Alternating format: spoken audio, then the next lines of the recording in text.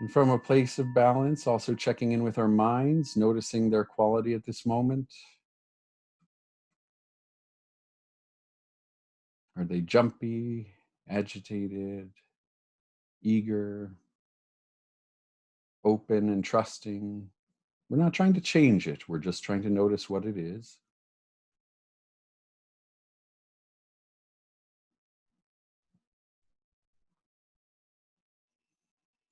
And taking 3 deep breaths, feeling them all the way in and all the way out. And we'll start with just placing your attention wherever you feel the breath most and try to hold it there. And when distracted, smile at yourself and come back to the breath.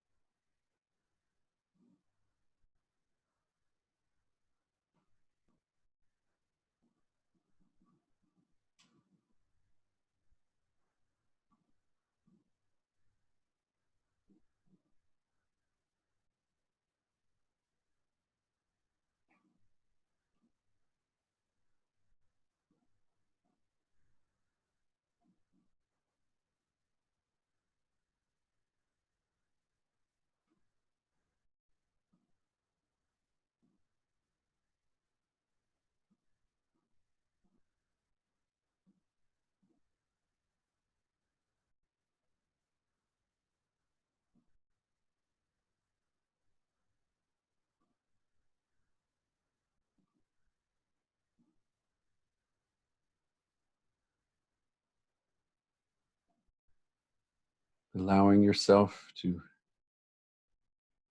settle into the breath, settle into the body,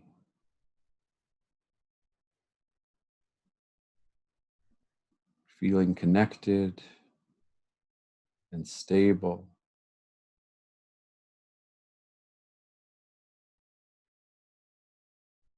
And yet uplifted and movable. The breath is constantly moving. Our heart is constantly moving. And so it's a balanced stability and movement.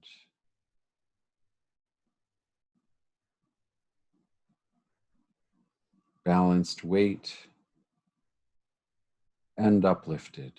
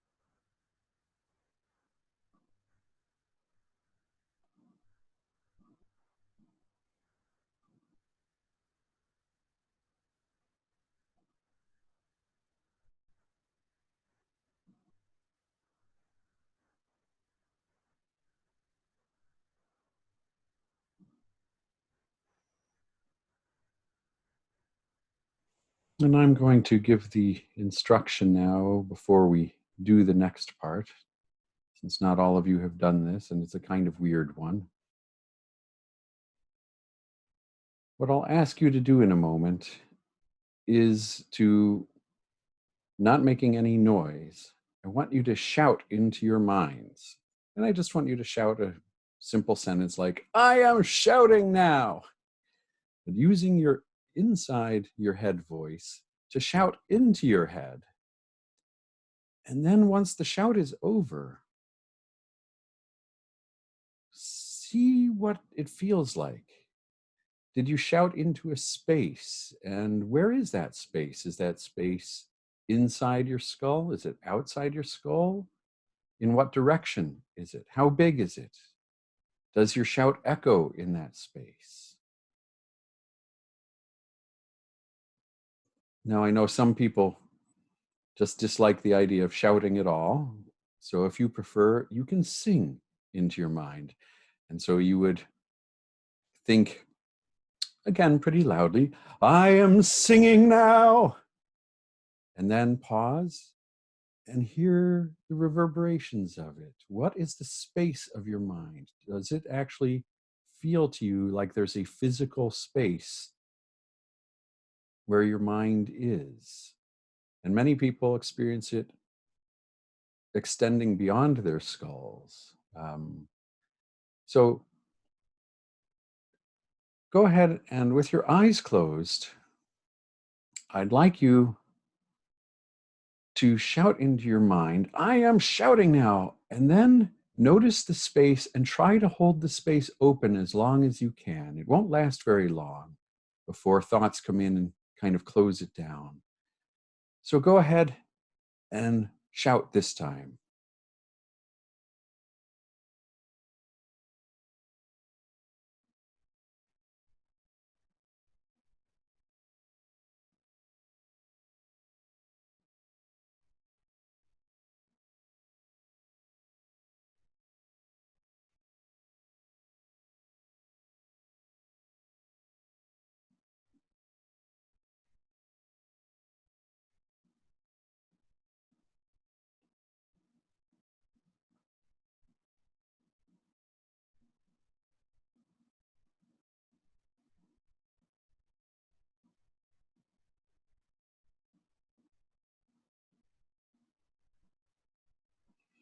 Now, for most people, that space would have kind of collapsed by now. And if you've never done this before, it sometimes takes a while trying it before you start to, get it or sense what I'm trying to get you to sense. But let's try it again. But this time, after you shout into your mind or sing into your mind, and you've got that sense of a space where your mind is, has opened up or is reverberating through, try to hold it open and notice when a thought comes into it. Some people will actually have a very spatial feeling of their thoughts, such as they rise up from the bottom and enter the space, or they come in left and go to right in the space. So as you're holding the space open, try to notice where the thoughts come into it from, where they go to, and how they might change your feeling of the space of your mind. So go ahead again and shout, I am shouting now, or sing, I am singing now, as loud as you can into your own mind to open up the space.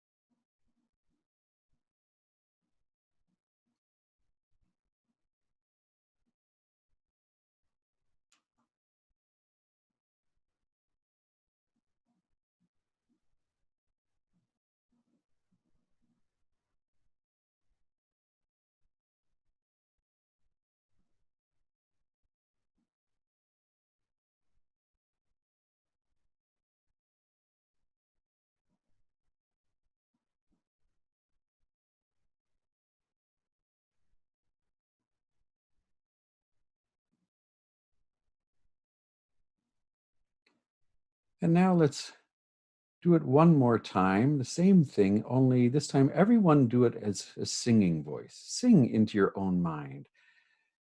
Sing like you're singing to the back of a room. I am singing now. And see whether the space feels the same or whether it's different. And again, as you're holding the space open, if thoughts come in, see what it feels like. Where do those thoughts come from? Where do they go? So go ahead and sing into your minds.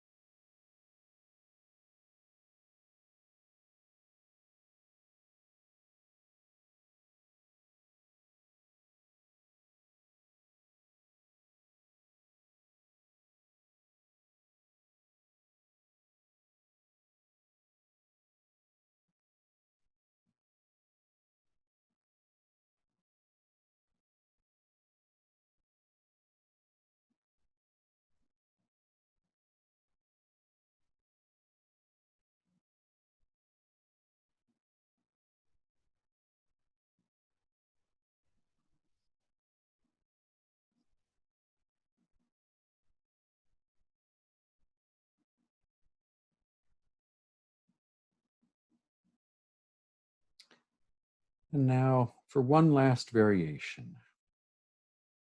I'd like this time for you to whisper into your mind. I am whispering now. And see how the space feels the same or different, and how thoughts may come in the same or different as other times. So go ahead and whisper into your minds.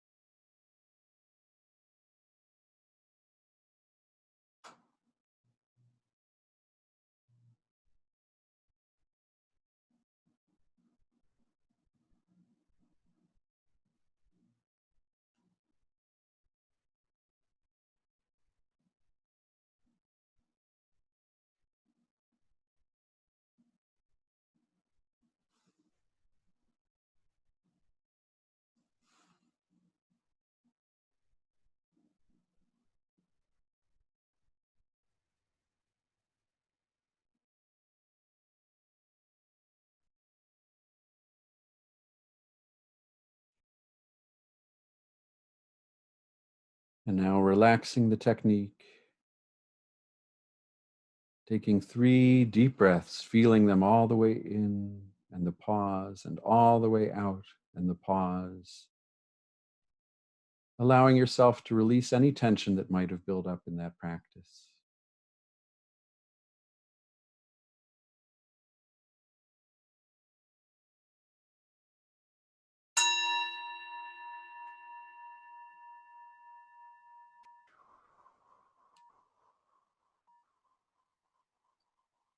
And feel free to adjust your seat.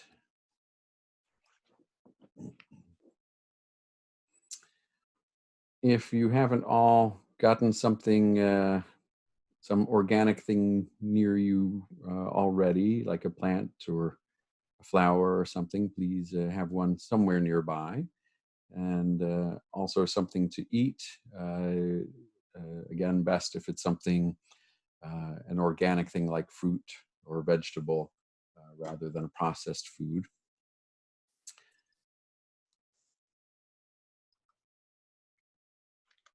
So, what were people's experiences there? What did your minds, or the space that your minds inhabit, feel like? I know a couple of you have done this before. Maybe it was different this time. Maybe it wasn't. But feel free to, what did you experience?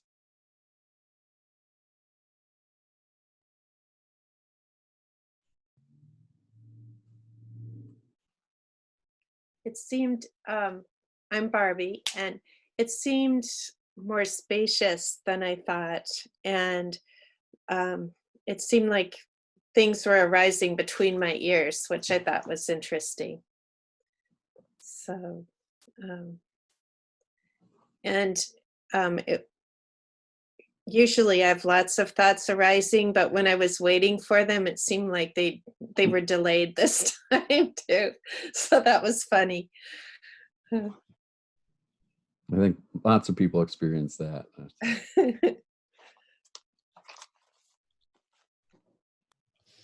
I've never done this before. I found it really fascinating. Um, the experience, I guess if you could call it, just lasted a few seconds between shouting and whispering. The shouting had a sensation of like a expanding black hole. That's what it felt like to me. And the whispering was like a contracting black hole.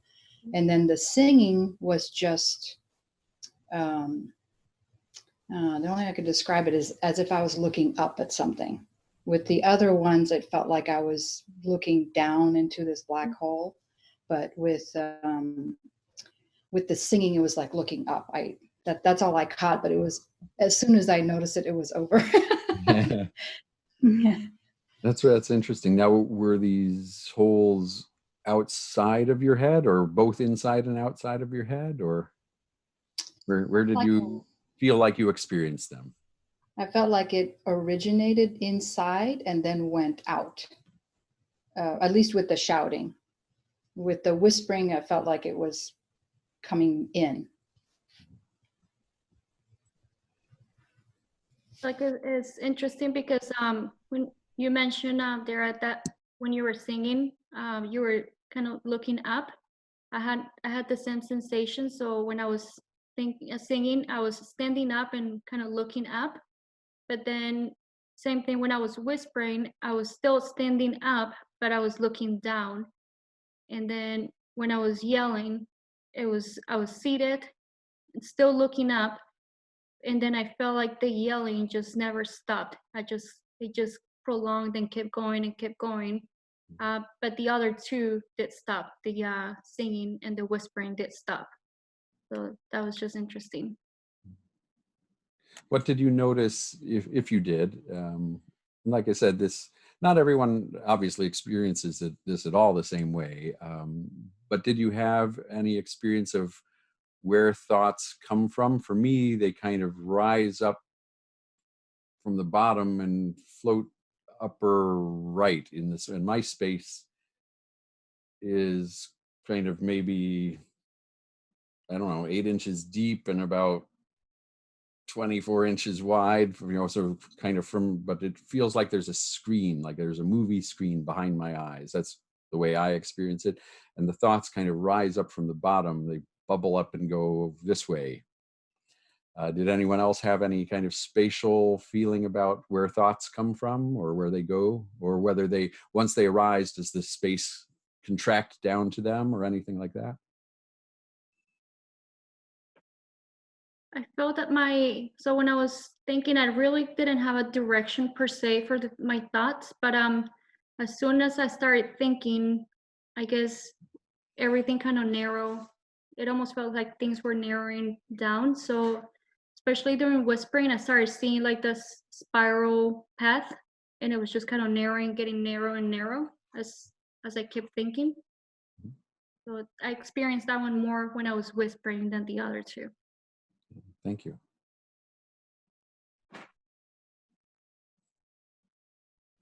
I'm very spatial and visual, so I think the biggest thing that I noticed was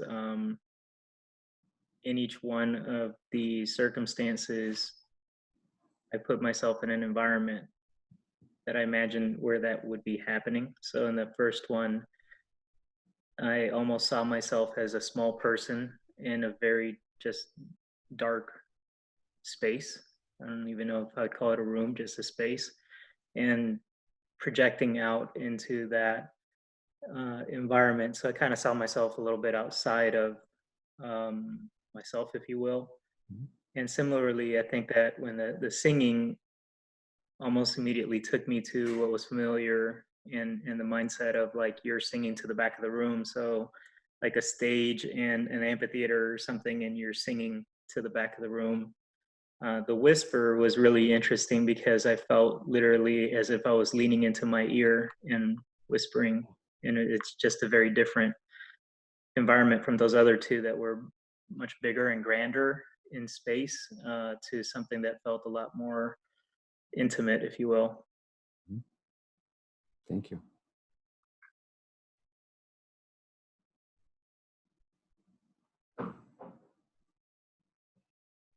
Well, I was asked by Jay to talk about the Buddhist conception of mind.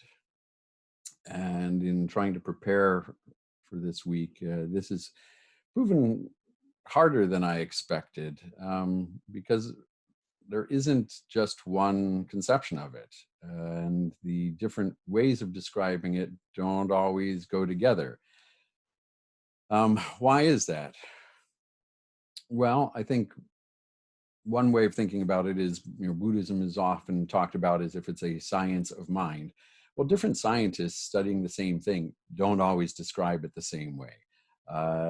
And different scientists, discover new things and then incorporate it in a certain way, and others spend their time focused on one particular aspect of it.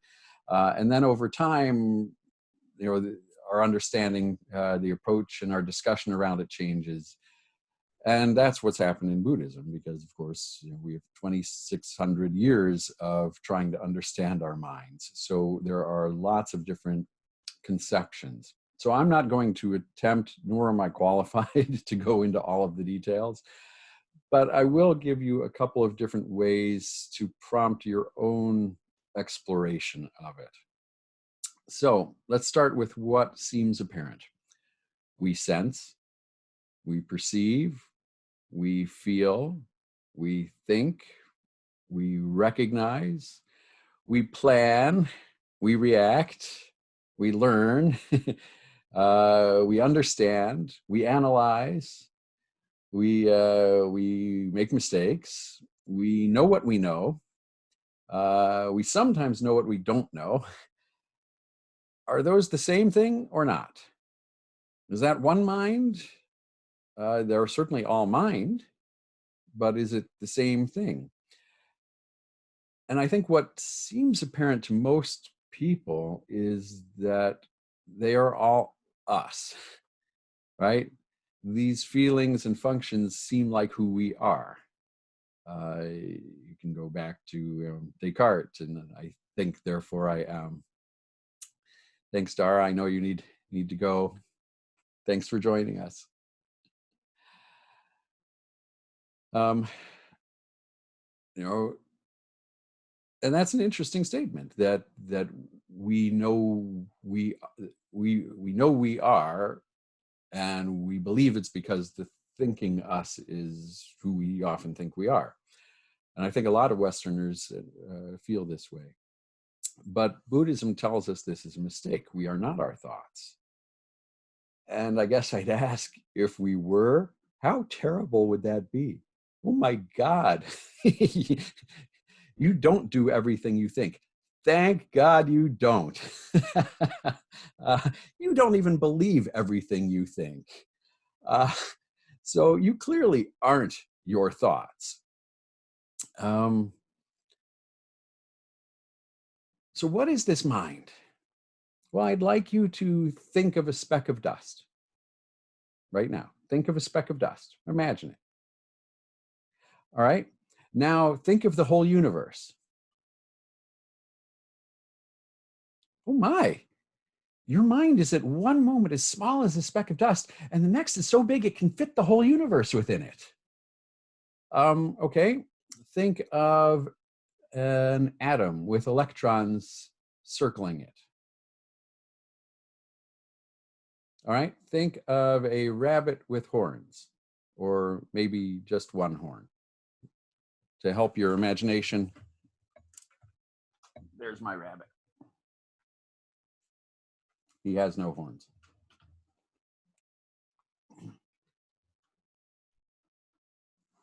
Okay, wow. Your mind can see something no one has ever seen, not even with the most powerful electron microscope. And your mind can see something that never existed and can't exist. That is a lot of power. So how do we use this power? Okay, I'll ask you. What do you spend most of your day thinking about? Give me some examples. What I'm going to eat. I do that a lot. Lot of time. I don't think I can tell you. It's interesting. I was trying to think, and I can't really tell you what I spend the most time thinking about because there's so many thoughts that I just can't really say there's one thing that I spend the most time on. I'll just, say I know from meditations where I've gone through and I've counted like the functions of thoughts, which is a good exercise. I do a lot of planning. Most of that planning is done as a way of trying to control the future, to exert control where I clearly have none. Some of it is done in the service of self-presentation. I want to be seen in a certain way. I want to be liked, or I want to be thought smart, or whatever it is. I do a fair amount of looking back at things and, again, doing exactly the same thing, thinking about, did I come across the way I wanted to? Or I don't do a whole lot of anxious stuff, worrying about the future, but I know a lot of people do. I think certainly my daughters, I think half of their thoughts have to be anxious type thoughts. Do any of those resonate with any of you? Or those, it's not about the specifics so much as, how are we using this mental power? And I find for myself, it's really disappointing. Yeah, I know. I spend a lot of time planning, or listing. I'm going to do this and this and this. I have to do this next. I have to think about how I'm going to do whatever I'm going to do, instead of staying here just in the moment. I know I guess that's future thinking, probably. Probably work, thinking about work. Mm-hmm. A lot of time, that's where my mind is.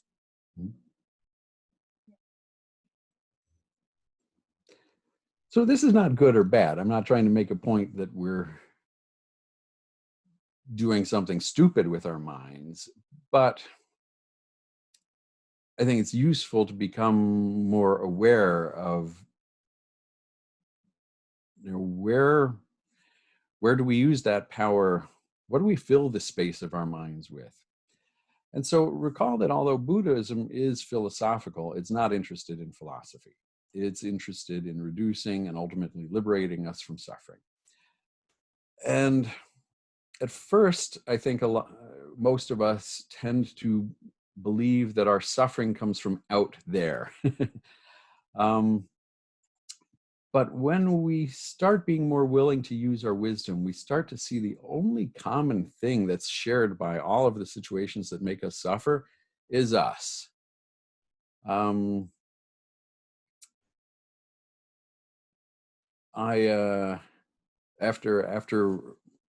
my horrible divorce, I tried to figure out, what went wrong. And I looked back over all of my relationships and I realized I have a type. There is a type of woman that I am attracted to. And it's, number one thing is eye color, green or blue eyes, dark hair, highly educated, highly opinionated, bossy. You put all those things together. If you know this about a particular woman, you put her in front of me, you can bet that I will have a strong reaction to her. And I've always trusted that, like that's somehow meaningful, like somehow eye color, which is really the number one thing for me, as if somehow that tells me something about whether this person would actually be a good match for me. I've always trusted it. It's always been wrong. And that doesn't stop me from trusting it because that's what I'm attracted to, right? But once I see that, I see that although all these different relationships I'd been in over my life were with very different individuals, the fact that I was usually choosing them for what was, you kind of have to say, is a dumb reason. uh, made me rethink, well, why should, maybe that, we now call that my A list. That maybe there's a B list out there, and the B list might be, how do they treat me? Are they actually a kind person? Maybe that's more important than green eyes and dark hair. And, the point is, I was the common thing in all of my failed relationships. And by examining that, gave me a new freedom. And so by examining our minds, we can start to see what's common in all of our experience and how all of our experiences are filtered through and can be perfumed by our minds. So now, since Jay asked for this, you get a lot of geeky stuff. Now we're getting into some definitions. These are taken from the Indo-Tibetan Pramana tradition, which is the tradition looking, very logically at how can we know that anything we know is accurate. And in particular, if you really want to geek out and go back to original texts, I'm using a lot of the definitions from the Lorik summary text. So mind, what we translate into mind can be a couple different Sanskrit words. Chitta is one most of you probably know. Buddhi, Buddhi, and manas. And the definition of mind is that which is clear and aware. That which is clear and aware. And so the two parts of this, clear, well, the clear means it's receptive and open and it has a reflective quality. It's not a material thing. Material things are not clear, they're obstructive. Whereas your mind can allow anything into it. And whatever comes into it doesn't actually change it. The aware part is the cognitive function side, the conscious faculty of apprehension. And this definition isn't just linguistic. This is something that can be experienced. You can experience the awareness of your mind. You can experience the clarity and openness of your mind. And so let me ask you to close your eyes and think about your mind. Feel for it, look for it. As you're thinking, notice what it feels like. It's not a vacuum. It's open. It helps to clarify what you're aware of. In that sense, it's, it's light. The Tibetans, often use the word luminous. Like the center of a clear sky, it can hold anything in it. And it's also energetic. It's not a negation. That mind has energy, and it has a cognitive recognition of what's happening in it.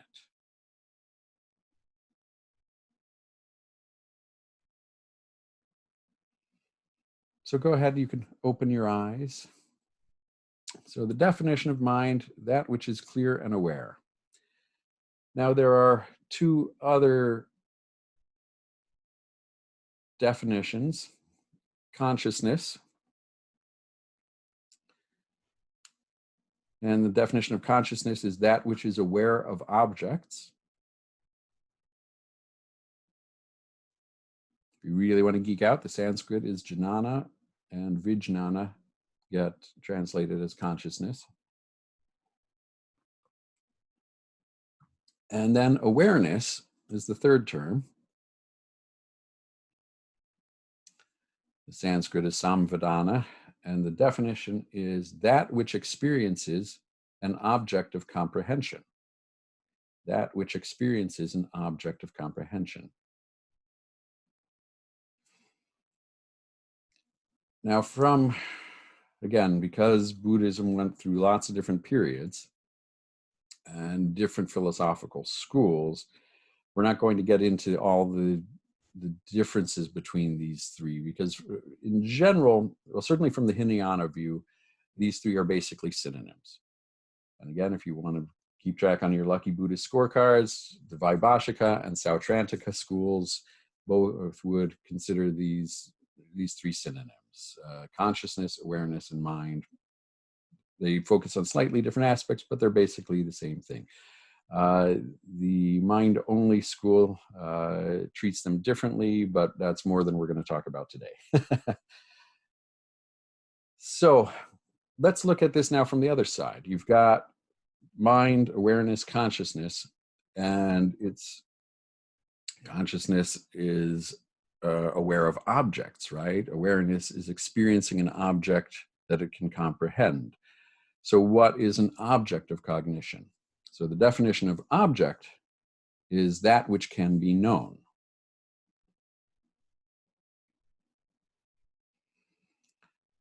And there are two kinds of objects. And oddly, in Buddhist philosophy, they're called things and non-things. So things, the definition of a thing is that which is able to perform a function. That which is able to perform a function. So what are these functions? Well, generally, the main function that you would notice is that it can produce its own specific result, such as another moment of its own continuum. So I have here my bowl, and this would be a thing because from one moment to the next, it seems to continue to, this function is continuing to be this bowl. Non-things are defined as that which is empty of performing a function.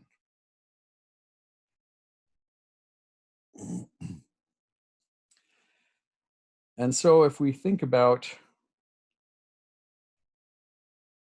that speck of dust that you thought about before, where did it go?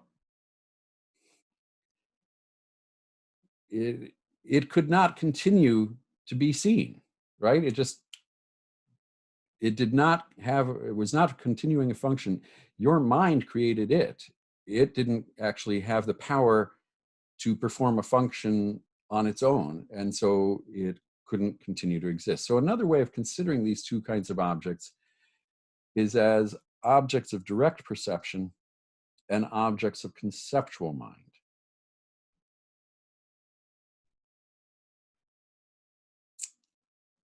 So mental objects or physical objects would be another way of thinking of it. Mental objects are also called in this tradition isolates. So what is meant by an isolate? Well, I held up my bowl and I told you I called it a bowl. Is that actually all it is?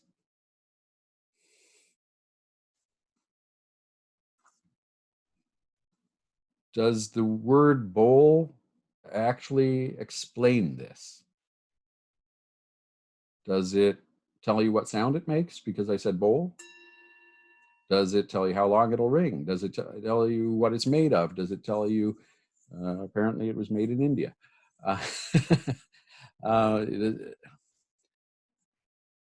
It could be a cup. It could be a hat. It's not bowl is one little idea about it.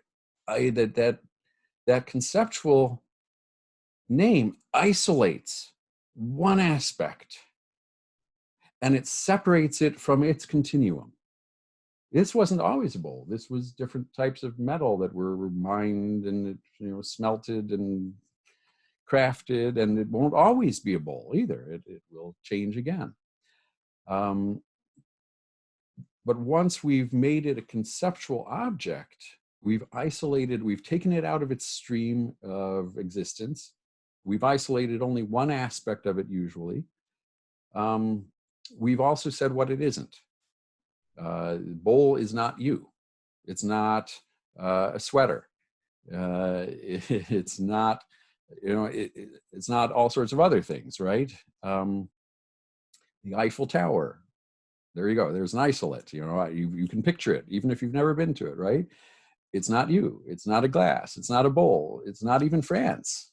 We've cut it off from all possible other things, and we've cut it off from all the things that it's interconnected with. So isolates are objects of conceptual mind. There is no solid object. They are non-existent. They are a non-thing that you are perceiving with your conceptual mind, but they do not arise to it. They do not arise to your non-conceptual mind in the same way that the minute I put this here, it has arisen to your sight, as long as you're looking in this direction and you have functioning eyes, right? And then you have a computer screen that shows you a picture, etc. They cannot perform that function of arising spontaneously due to their own causes and conditions. So, what's the point of all this? Well, this science, or this philosophical approach of trying to understand valid cognition, recognizes that we can know things about the world that are correct. It's not that everything we think is wrong, but we can have valid cognition. And there are two types of that. There's direct valid cognition and inferential valid cognition. So even our thinking mind can be correct.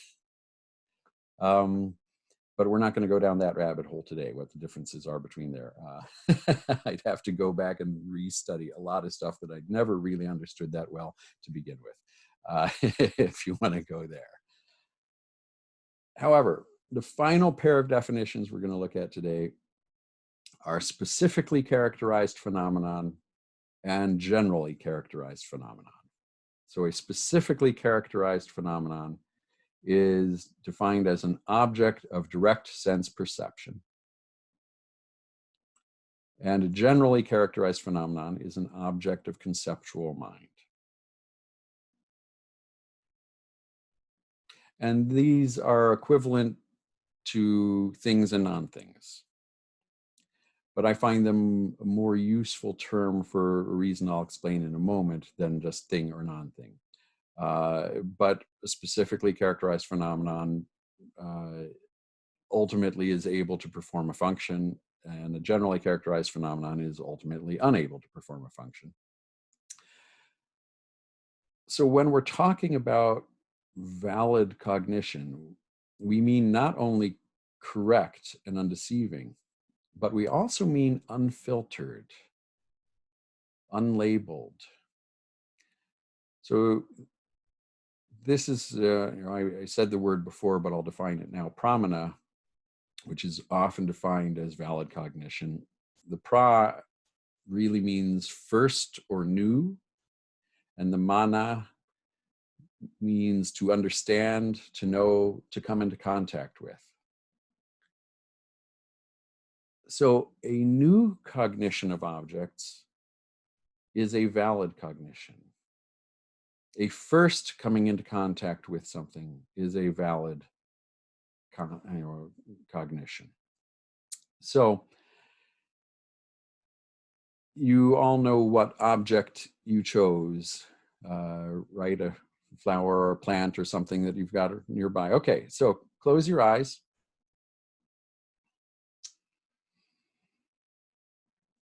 And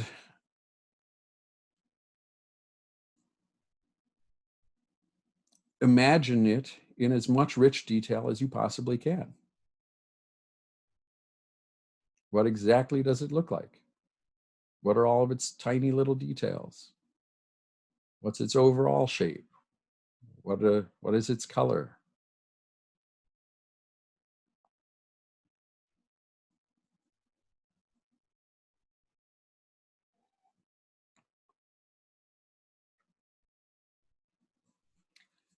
All right, and I know you've all got pretty good imaginations and you know this object, so go ahead and open your eyes and look at it.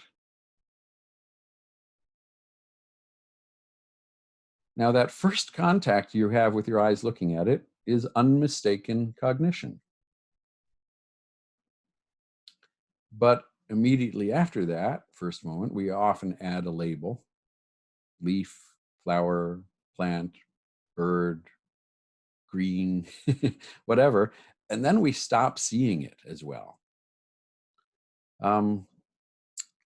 So we'll come back to this object again in a little bit. But you can put it away for now.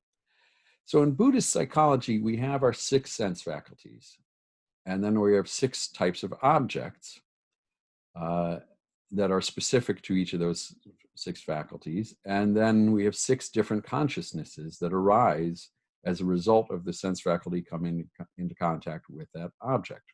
So 5 of them are sense direct perception, is the term in this Pramana tradition. These are non-conceptual and unmistaken generally. When you see that plant, you are seeing that plant. You don't need the labels. You don't need to think about it. You don't need to know anything about it, because you do know something just by seeing it. And you are aware that you're seeing it too. And then we have one mental one. And now it gets difficult, I mean. Are these 5 sense direct perceptions known within that 6th one? Are they reflected into it? Are they totally separate? We have these 6 separate streams. Different schools of Buddhism and different times of Buddhism have had very different ways of describing this. I think for me at least, the important thing is to start to notice the difference between specifically characterized phenomena and generally characterized phenomena. You probably noticed when you looked at after imagining your plant and looking at it, that looking at it was much more detailed. It had way more colors than you remembered. It had way more fine detail than even though you knew what you chose it, you had looked at it just a moment before, and yet the minute you turned it into a thought, it lost its reality. And so when we move a consciousness from sense consciousness to mind consciousness, we're moving from specifically characterized phenomena to generally characterized phenomena, from real to imaginary. And yet we usually take the imaginary to be more real than the real. And a good deal of our suffering comes from confusing our ideas, which are non-things, for things. As soon as we label something in our minds, we isolate it. We split it from reality. We turn it into a one-dimensional caricature of itself. And what's worse, it's not even an accurate caricature. It's biased by our ideas, our likes, our dislikes, our opinions, our memory, our view, our history. But we treat it like we know it. We make the caricature with reference to ourselves, but we believe that it's an accurate and complete representation of it. So imagine a caricaturist, a person who makes his living drawing caricatures of people at, say, fairs or something, right? You walk up, you decide you want to get yours done. You know they're going to exaggerate something about you, right? Your ears or your nose or your glasses or something, right? But a good caricaturist still sees you, right? They still see your features as they are. And even though he or she might, draw something as too large, we can still see the accuracy underneath it. Now, imagine a caricaturist who hates his own big nose, right? He's got a big nose and he's always hated his nose. And so maybe he draws everyone with a huge nose, no matter what they actually look like. To him, that's accurate, right? This is what most of our ideas are like. Everything is skewed in a pretty predictable way based on your past history and traumas. To overstretch this metaphor, we treat everyone as if they have big noses, or we treat them like everyone is a threat, or everyone, should be guarded against, or like everything is a waste of time, or everything is anxiety producing, or everything makes me angry, or whatever it is. Different people will have different biases, but that's our caricature, not the actual things. The truth is we're just usually not getting what we want. And we think it's the fault of all the big noses in the world. What if we just saw things as they are and let them be that way? Oh, wait, that's enlightenment. So to train ourselves to seeing what is, we can learn to focus on the specifically characterized phenomena and to see how quickly our minds want to relate to it as a generally characterized phenomenon instead.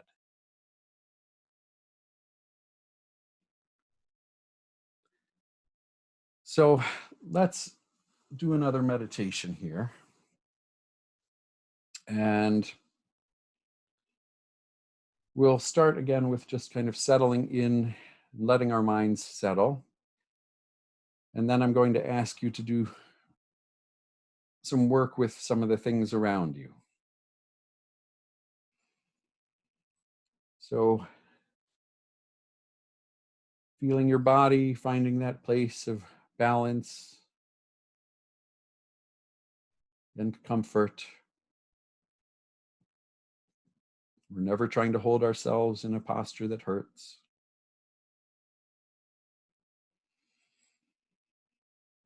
And noticing the quality of our minds briefly. What do they feel like in this moment? Maybe you notice the space of it a little differently now too than you did before. And we'll settle in for a few minutes of just breath meditation, whichever one you like, whether you'd like to count your breath or feel your breath, or doesn't matter. Choose the one that feels right to you in this moment.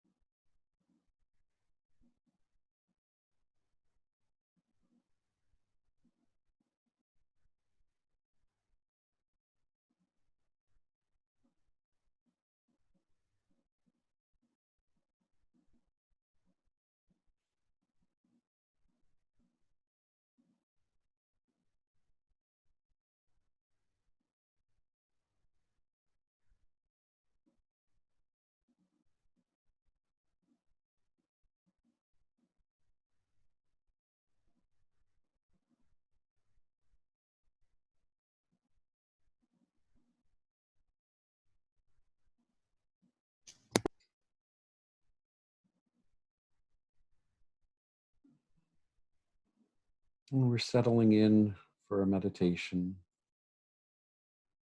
focused on the breath.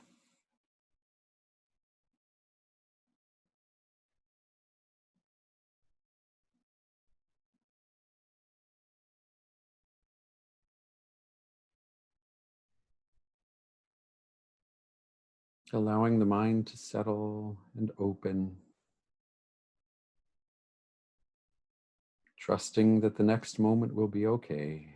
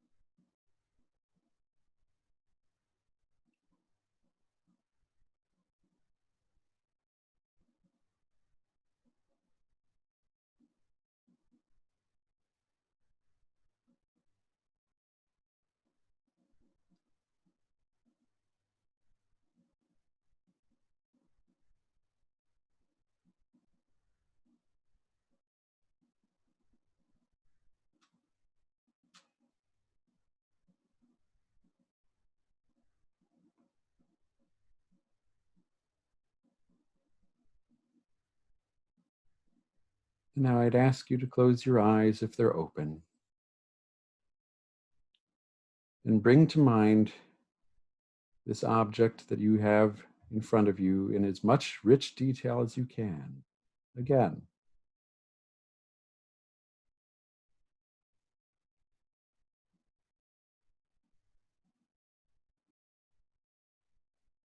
draw a picture of it in your mind. What does it look like? How many leaves does it have if it's a plant? The texture, the colors,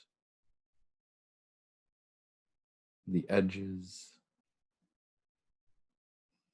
how all the pieces relate to each other. Picture it in as much rich detail as possible. And once you have this picture in your mind, open your eyes and look at it. Notice the first seeing of it.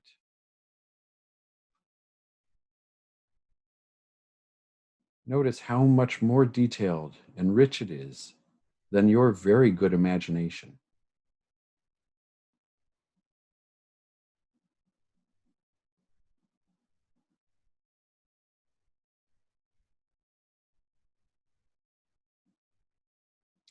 Now, if you brought something nearby to eat or drink, have it near you. And again, close your eyes and imagine the taste and the texture of it as you eat it. Imagine the smell.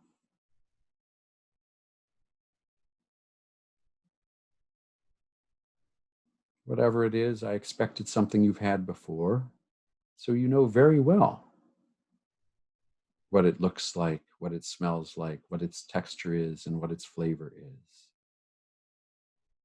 So imagine it as best you possibly can. And once you feel like you've got a good, accurate image of it in your mind, open your eyes and bring it up and smell it and take a bite and chew or swallow.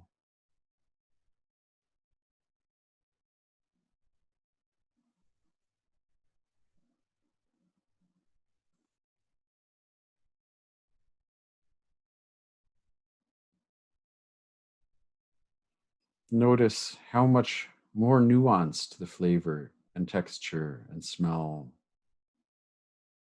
are than your imagination. The taste probably changes as you continue to chew it. And you might not have imagined that.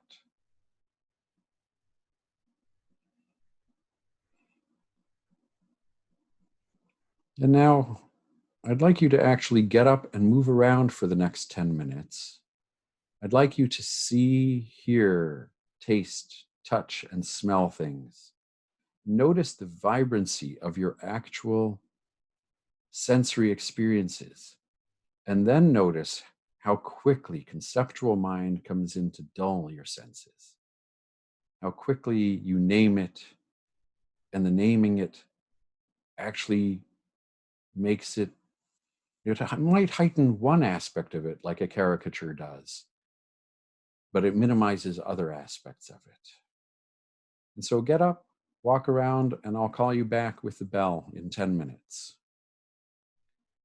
Noticing the difference between your actual sensory experience and how those experiences become mental experiences, and what the difference is when they become ideas and labels.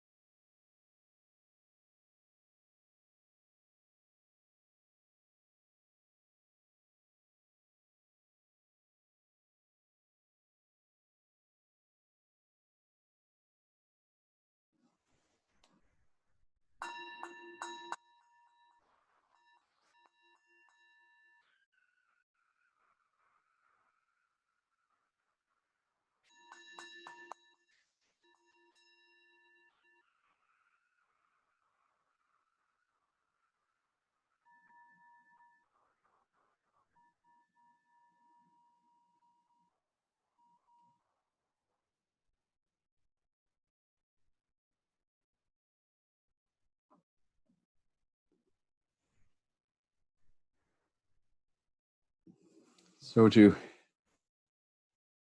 give Dara a little recap, we went through lots of geeky discussion from the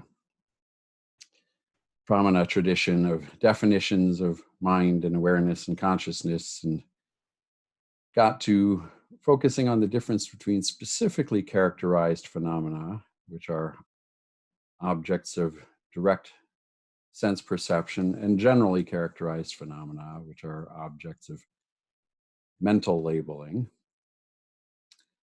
And before we open this up for discussion and what you experienced in that, particularly in the walking around meditation, I just want to remind anyone, if you don't want me to post this video later, please send me a message privately to let me know that.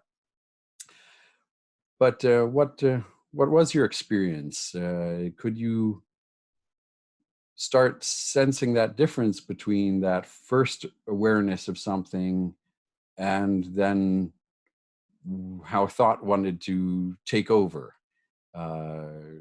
as you looked at it a little longer? Or maybe that wasn't your experience. I'd be interested to hear either way.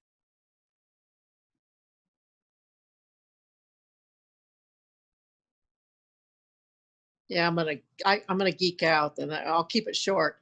So you remember I discussed with you how Master Zong talked about that one thought is not one, it is many thoughts, that there isn't such a thing as one thought. I don't recall, but I believe you. Okay. Okay. I have a bad So memory. You know that. I know that. That's why I'm reminding you and chiding. So part of it, part of it was the many thoughts. It was easy to see that when it moved from I call it fresh, you called it specific, when it moved from the fresh to the general, then it became crystal clear how it was no longer one thought. Just FYI. No, thank you. Yeah, and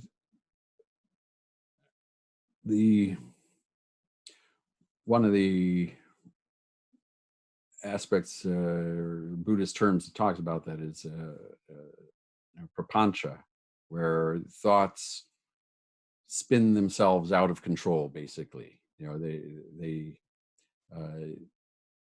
which is an interesting thing to think about, because we think of it as one train of thought, but in fact it's not. They're non-things. They're not actually causing the next one. They can't stay in your, they can't continue to represent themselves the same way, you know, a thing represents itself. They appear and disappear almost seeming at random, in a sense. And yeah, so the one thought becomes many thoughts. Is that part of what you're talking about? Well, it's actually when it moves to concept. So that's when all the labels start. So, oh, blue, green, plant, flower, you know, like, dislike, you know. So those are all thoughts. Those are all senses. And so what happens is it starts to make this solid mental formation, but that solid mental formation is made from the seed of the fresh thought. Does that, I don't know if that makes sense, but it makes sense to me, so that's all that counts. James, you looked like you were about to say something a minute ago. Yeah, so I just have to say, this exercise was actually really powerful for me, and just as a personal reflection. And starting back to when we closed our eyes, we had this plant in front of us, and I tried to cheat a little bit. I gave it one last glance before closing my eyes to really get a mental image, and I literally saw this picture come into my mind of what I just saw. And the moment I opened my eyes, there was just so much that I emitted from this picture, like literally emitted. I literally, again, I'm a very visual person, so I I visually drew this picture in my head of what I thought was in front of me. I opened my eyes, and there was so much that I left out. And when you went a little deeper into that metaphor and talked about how much we take actually not what our reality is, but what our thoughts become as the reality, and how much we draw into our convictions for that reality. That hit very, very close to home for me.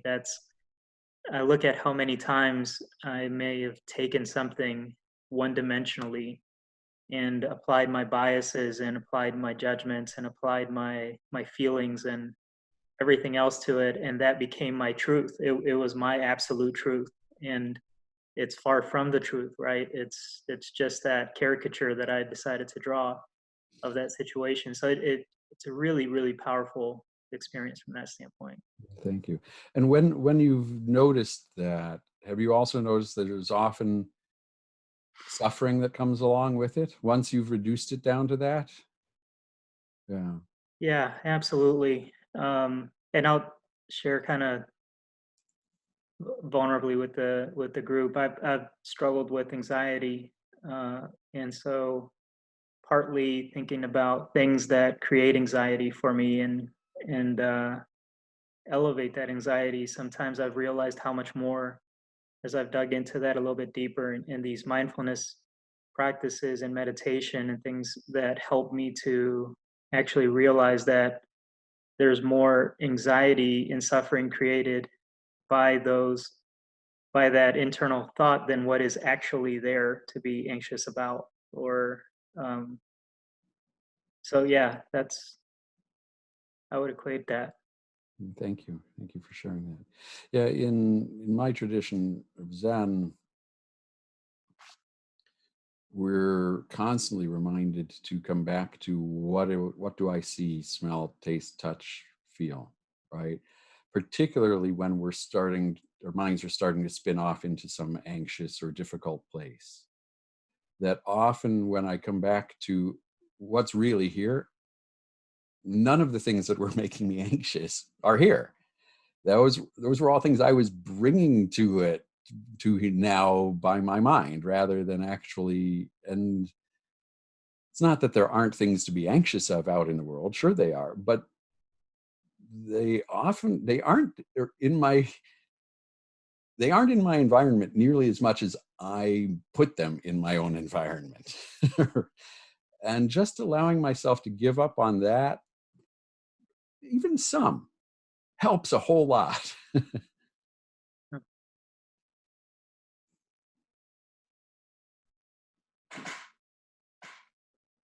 Other thoughts and experiences? So first, I just want to thank you for letting me sign in and sign out. I hope it wasn't too disruptive, but I really like this. I hope I can join this again. Oh, please do.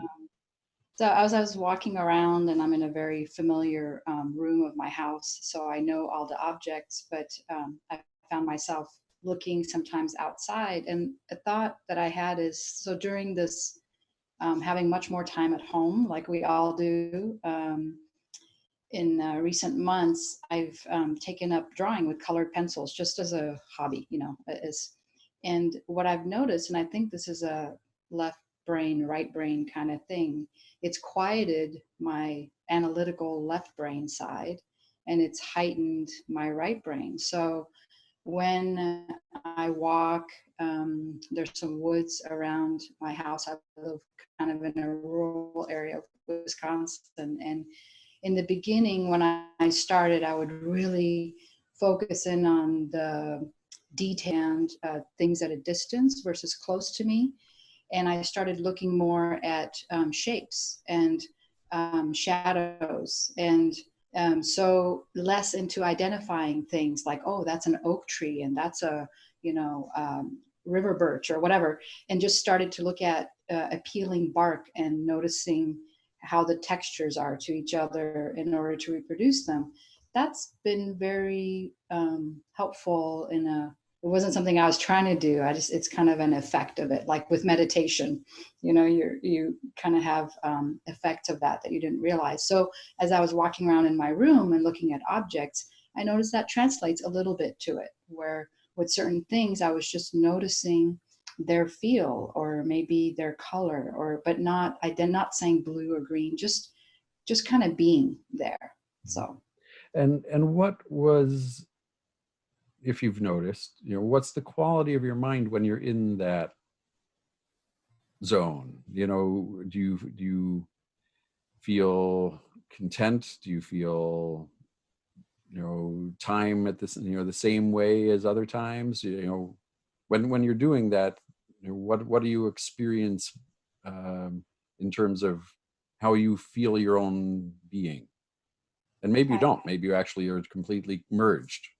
No, I feel like when you were talking to James and you were talking about suffering, I feel more space, like a space from myself, from not being so identified with how I perceive things, and more just, I don't know, words are inadequate, more of just being with the thing or the sensation. It's like sometimes the guided meditation instruction is, I think, like Joseph Goldstein, you know, he'll talk about you're sitting on the cushion and you're not feeling your hips or your ground. You're just, it's like a warmth or there's something in between, you know, that is more like that. I think that is, it's a place I want to be, you know, maybe less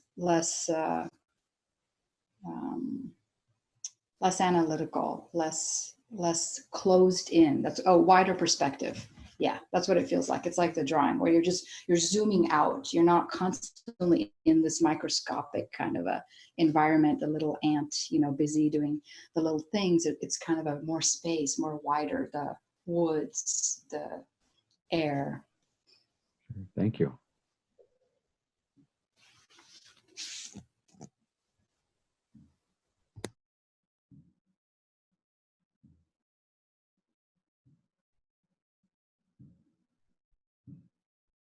Other comments? Observations? Questions? While you're thinking about that, in 2 weeks, we'll expand from here and we'll talk about get into the difference between kind of mind and awareness. And have some practices specific to helping you feel that difference. And Dara, that's a lot of what the thread was talking about today. And Barbie, you're on that list too.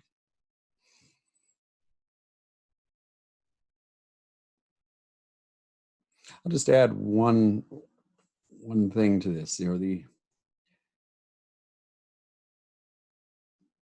we're not trying to dismantle analytical mind. We're not trying to get rid of it. We're not trying to get rid of thinking mind. We're trying to recognize when it's useful and when it isn't, when it is serving us and when it's not. It's a tool. It's a good tool. I'm a university professor. I have to think. I write papers. I do data analysis. I'm going to come and talk to you here. I have to plan and think and organize the thoughts, and right at those times, thinking is really necessary. In communication, it's useful to be able to understand very clearly what's happening and what's the best way to try to explain something. But in much of our life, that power, we then take that, you know, this kind of power tool and we apply it everywhere. You know, our romantic relationships do not need a power tool applied to them like that. You know, talking to your mother or your child or your dog does not need all of that analytical power again. And you know this, when you're upset, you don't want someone to come in and figure it out for you. You want someone to sit there with you. And sometimes you want someone to figure it out or help you figure it out. But if someone's always trying to figure it out, they're a pain in the ass because they can't actually just be with you and give you the support you really need, which is not that analytical support. It is to just sit next to you on the couch and say, yeah, this sucks. That's enough analysis. But there are times when it is needed. So it's not, this practice isn't about trying to get rid of it. It's trying to recognize, discern better when that type of mind is beneficial and when it's going to not be as beneficial, when it's going to actually help us lessen our suffering and the suffering others, when it might actually cause more suffering for ourselves and others. And I think, as going back to this caricature idea, part of the problem is we're not really honest with our own feelings. We again project them out onto where that becomes part of the caricature that we make of other things. Ethan Nichtern, who was one of my teachers and is some of yours, once said a thing. He teaches in New York City, where there are car horns going all the time, right? And the problem is when you're sitting there in traffic and you're honking your horn, you think it's that car in front of you that's making you mad, right? That's the caricature. There's a mean car that's making you mad. He said, all car horns should be changed. So rather than going, when you push it, it says, I'm having a hard time right now. Because that would be honest. That's the honest thing. I'm having a hard time right now. But we don't let it just be that. We put our ideas out on the other world as if they're explaining something about the world, when in fact, we're just not getting what we want in this moment, or whatever it is in any given moment.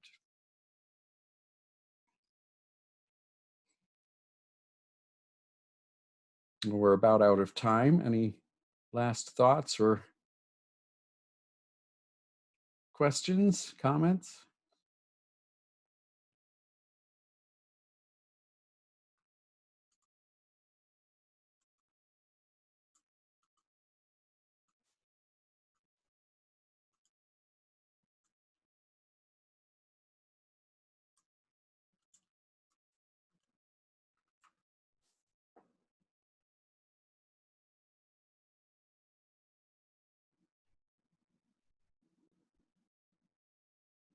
Well, thank you all for sharing this time and sharing your experience with all of us. And I will see many of you, I hope, in 2 weeks. Thank you, Doug.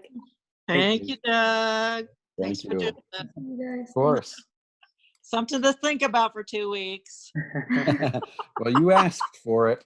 I did, and this thought is a senses, because all I keep seeing in my head, and I'm sorry, who's that other guy? I'm visual too. They're probably gone. Okay, I'm visual too, so Douglas is used to this. All I keep seeing is touching a hot stove. And what do I do when I touch so I'm looking at touch. When I touch a hot stove, I instinctively pull away. So there's somehow that thought and the rest of the senses all makes sense. Does it, Mm-hmm. when I taste something I don't like, or that I think isn't good for me, I spit it out. So somehow thought is in there too. So anyway, you guys will hear from me in a couple of weeks. It'll be roaming around in there. Okay, bye everybody. I gotta go. Bye, Jay. Bye. Thank you Nice all. meeting you all. your patience. Bye.